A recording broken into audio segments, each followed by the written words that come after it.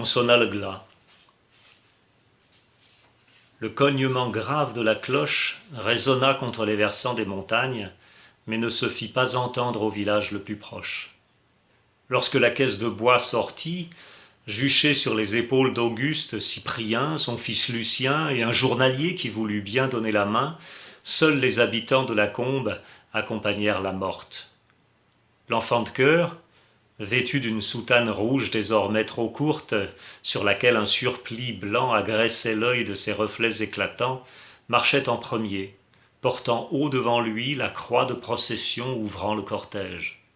Le prêtre, dans un recueillement de circonstances, joignait les mains et précédait le cercueil, derrière lequel venait d'abord Donatien, appuyé sur le bras de Léonce, et s'équilibrant de sa canne, puis les trois sœurs, habillées de sombre, voilettes caressant le nez et sanglots contenus, se tenant par le bras.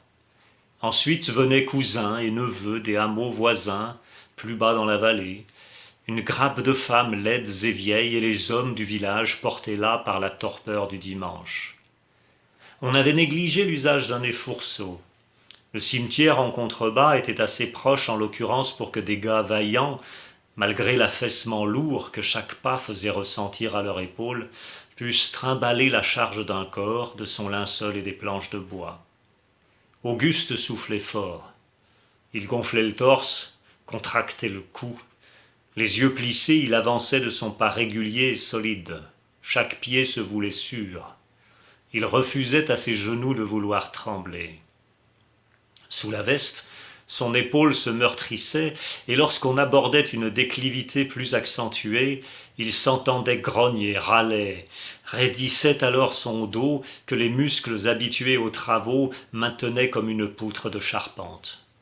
Indifférent au raclement derrière lui des semelles contre la terre durcie par l'été, il marchait, imprégné du balancement que les 4 hommes donnaient à leur fardeau, insensible à toute douleur du cœur, oubliant que sa mère descendait le chemin pour sa dernière demeure, soulevée par ce fils, et seulement celui-ci, qui se tenait en tête, parce que ce devait être ainsi.